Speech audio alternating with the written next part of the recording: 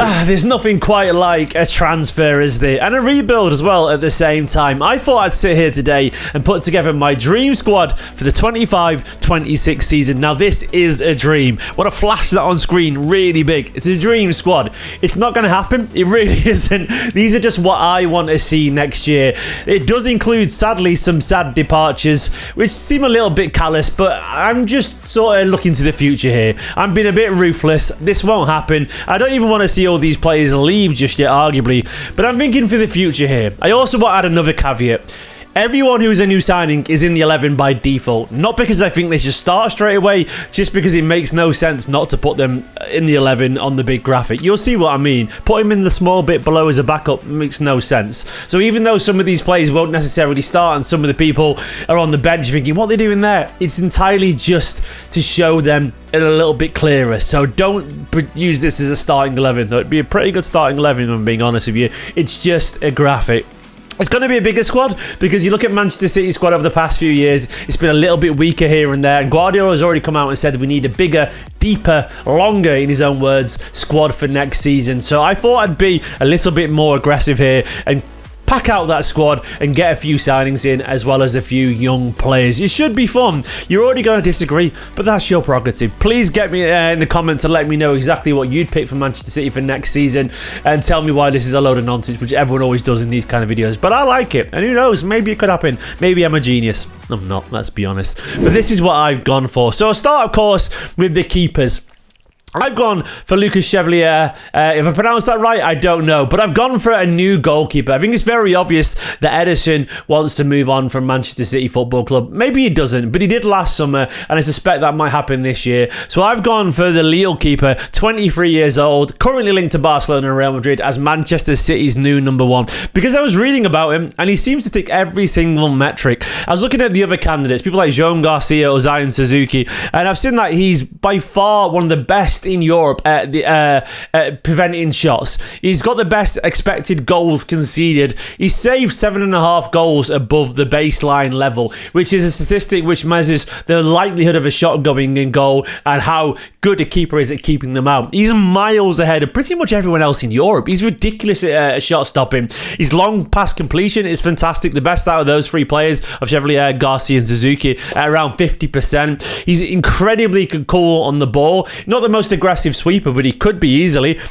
And he makes the fewest mistakes of those other candidates as well per 90 minutes. Only 0.25 mistakes per 90 compared to someone like Zion Suzuki of 0.36 per 90. So basically, is he a great shot stopper? He is. Is he good enough under pressure? Has he Champions League experience? He absolutely does, and he's been great for Lille in Champions League this season. He can handle that. And is he reliable? Yes. And is he the right age and attainable? Absolutely at 23 years old. He would be my choice to be number one, just so I can learn how to pronounce that surname. I've kept Ortega as the backup keeper because I think he will hang around there.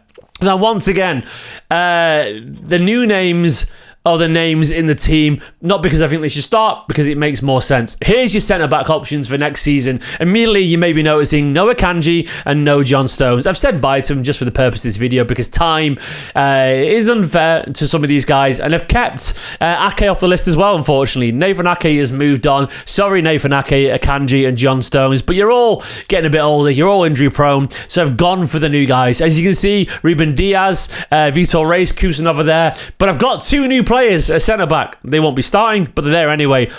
I would love 𝙬𝙬𝙀𝙀 from Bournemouth. But I'd love 𝙬𝙬𝙀𝙀 from Bournemouth. I think he's an absolutely fantastic player. Only 19 years old, called up to the Spanish squad. He's actually Dutch-born, actually. He moved to Spain around 5 years old. And he transferred from Malaga to Juventus. They messed it up. He went to Bournemouth last summer, and he was absolutely fantastic this season for Bournemouth. An absolute giant, physically very tall, if quite lanky, technically excellent on the ball, and left-footed too. So that's why I'd bring him in place of Nathan Ake. He's going to the top. Your modern centre-back, technically brilliant, a fantastic revelation, and a 50 million release clause. Get it done, Manchester City. Djouma as well has come back from his loan at RC Lens after City signed him from Valladolid, and he He's the new name in the squad as well. Huge, about 6'5", physically composed, imposing, aggressive, solid, so much potential. He's been a powerhouse in the games he's played so far for RC Lens. I think he has to come back to Manchester City. Of course, the likelihood of those two starting, if they did join, would be small. He probably would be 𝙬𝙬𝙞𝙩𝙬𝙚 or Diaz still, but I think you've got those centre-backs there, 𝙬𝙬𝙞𝙯𝙯, Bar, Diaz, Vitor Reis, 𝙬𝙬𝙯, and you've got a very special collection bunch of centre-backs there that would go far from Manchester City Football Club. Onto the full-backs, and there's a few changes here as well. I've gone for Milos Kerkez as a new left-back. I just really want traditional overlapping full-backs. I would love to have long distance runner at fullback, someone who can get up and down that touchline with long busting energy. And he's another, I said, a fantastic season at Bournemouth. Would be available for around 40 million quid apparently. He signed from AZ, I think, over in the Netherlands for around about 15 million apparently, and he's been fantastic for Bournemouth this season. Only young, once again. Kerkez is fantastic, a Hungarian international, 21 years old, and he's been fantastic this season, just relentlessly aggressive on that left flank. Very Robertson at Liverpool, if I'm being honest. And I'd be amazed if they're not trying to sign him this summer too. But I would love that. Of course, Vardio would still likely be the starter there. But Kerkez as a traditional left-back option would be fantastic. I think it's something that City have lacked over the years. Someone who can get just up and down that flank with pace and play as a traditional overlapping fullback. And Kerkez, yeah, fantastic crosser, relentless workhorse, great pace, good technically, Premier League proven, good age, and would improve under Guardiola. I would love to see him come in. And of course, Cambiasso, a man that we were about to sign from Juventus, Italian international, technically excellent, a brilliant Guardiola-esque fullback. You've got Kerkez on one side who can get forward really well, very overlapping, where you've got Cambiasso who can play on the left, can play on the right, technically good, smart, he can drift into midfield, very two-footed, technically really good on the ball, he can help with a transition, he can build up slowly. Cambiasso is a really smart footballer at the peak right now as well in his mid-20s, who would be a very, very adept addition to this Manchester City side. I've got him over at right back. I've also kept Lewis and Nunez.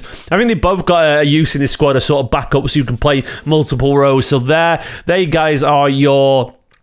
guys are your fullback options. I think you've got a lot of tools there. Onto midfield, there's one new signing here actually. I've gone for Carlos Baleba to join Manchester City Football Club. It probably will be Nico Gonzalez still in midfield, even if that happens, but once again, the rule I had earlier, the new guys immediately go into the team for now, for the sake of this graphic. I think Carlos Baleba is pretty much all we need as a defensive midfield option, really. Baleba is fantastic. He's been an absolute revelation for Brighton. A full, complete midfielder. Great passer, relentless aggression, incredible work ethic, and these days you have to have a massive engine to make it at Premier League level because it's such a physical game.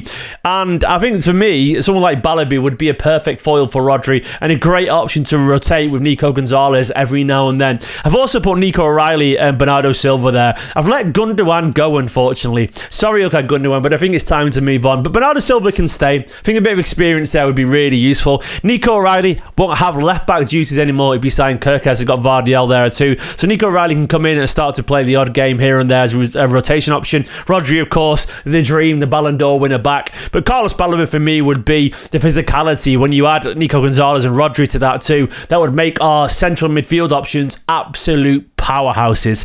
Into the attacking midfield position, I'm sorry, he's my favourite ever Manchester City player. But Kevin De Bruyne, I think it's time to move on, unfortunately. The new signing here is Florian Wirtz, the Bayern Leverkusen wonder kid, a stupidly gifted footballer, creative, technically excellent, a great dribbler, Iniesta-esque, I would argue. Florian Wirtz is probably my dream signing at Manchester City. Look, Foden would probably be in the team somewhere, but once again, the rule I talked about earlier, the new guy is there. You've got Foden there. You've got Claudio Echeverri, the Argentinian wonder kid coming in, who'd bring another option in the squad too. Echeverri, so talented, so gifted, joined from River Plate, of course, excellent for Argentina at the under-20 Copa America, so gifted, will make things happen, and one I want around the squad, getting minutes here and there, and hopefully those two would bring the best out of Phil Foden as well. Wirtz should be ridiculous, like absurd signing, 100% get him in. Echeverri would get minutes too. On to the wingers, there's no real new names there. I've just gone for Marmoush and Oscar Bob.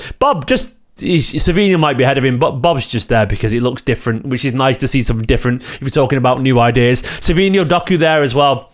I'm happy with the winger options. I think they'll get better as time goes on. You could have had someone like Rodrigo there or something like that. Semenyo at Bournemouth is another option. Nico Williams is a potential option there. But largely, I'm genuinely happy with the winger options. I think when you've got a better midfield, overlapping fullbacks, smarter use and a bit more energy in midfield, I think the wingers will get better. Especially in Marmoush, if you can cut inside with Ķirkez getting forward, or Vardiol doing that overlapping thing, I'm more than happy. Especially with Oscar, Bob and Savinho. I think Bob will bring out the best of Savinho as well as they grow into the side, and I think 𝙏𝙬𝙬𝙚𝙯 would do even better as well. Up top, it's just Haaland, and I've kept 𝙏𝙬𝙬𝙚 as well.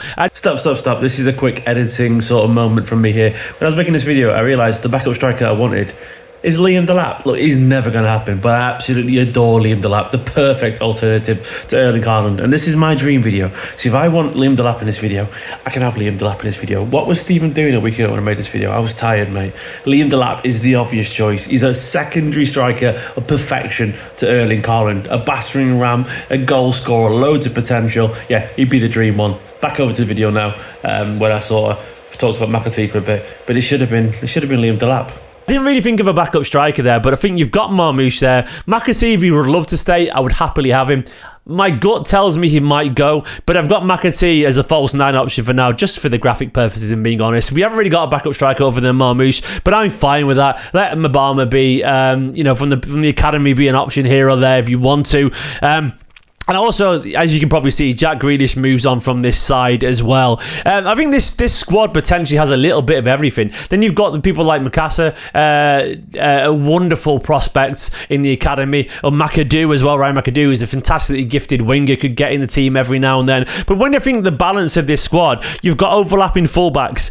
Nunes could get forward if you want a bombarding, that's the one. Bombarding fullback from the right. Ķirkez can do that. You've got the technical fullbacks in Vardiol, Cambiasso. Rico's a good backup there. You've got young centre-backs in 𝙬𝙬𝙬𝙯, Bar, Kusanov, Reyes, with the leadership of Diaz, Rodri, Bernardo Silva still there. And then you've got the excellence of Marmoush and Haaland for the goals, the trickery of Bob, Savinho, 𝙏𝙬𝙬𝙀, 𝙤𝙬𝙀, Wirtz to bring a little bit of creativity in the middle, and Phil Foden too. And I think you've got a squad there of power. You've got runners in Ķirkez. You've got Baleba, Cambiasso can run. You've got physically imposing centre-backs with tight, like 𝙬𝙬𝙬𝙯 and Bar. Then you've got aggressive ball winners in Bar and Diaz and Kusanov, and the elegance of Vitor Reyes as well. And I think you've got such a balanced squad. That team, to me, has got so much potential. It could get better and better and better. Look, it won't happen, but I would love to see a Manchester City squad built this way. I think it'd take a little bit of time to get better, but I think under Guardiola, this side could grow into something truly special. And look, it'd be sad to see the likes of Gundogan, De Bruyne or Ederson move on, but it's going to happen at some point. We're very close, so why not rip off that plaster right now and get cracking? There are potentially loads more names that could join this side, but even though it's a Dream 11, I tried to keep it reasonably plausible, and these all won't happen, but it's not impossible that these guys could come in. 𝙬𝙬𝙬𝙯 50 million, Ķirkez 40 million, Bar we've already got, so there's 90, Chevalier 40 million too maybe. And there's 130, Cambiasso 60, 200. Then you get another 200-ish for Wirtz and Baleba, £400 million. Ugh, horrible. But you got to do it. You've got to do it. And we sound greedy there, but when you consider that the likes of Ederson, De Bruyne, Kanji, Stones, Ake, Gundogan would move on from that squad, there's a lot of money there, guys. Unfortunately, when you lose players of that quality, it takes an awful lot to replace them. That squad, in my opinion, would have absolutely everything going for it. So much ability, so much potential, new signings, new energy. And when you look at it once again, you'd have, inside the last 2 years joining, as of, like, the new names would be 𝙏𝙬𝙬𝙚, Bob would have just broken in, Marmoush, Savinho, Wirtz, 𝙤𝙬𝙬𝙚, Baleba, Gonzalez, O'Reilly, Ķirkez, 𝙬𝙬𝙬𝙯, Reyes, Kusanov, Bar, Cambiasso, so many new players. It'll be a fantastic accomplishment. For now, guys, let me know your Dream 11 for the 25-26 season. Of course, you may disagree. Let me know in the comments. Give the video a like, subscribe if you're new, and check out my top 10 Guardiola signings of his era. In a bit, Blues. Bye-bye.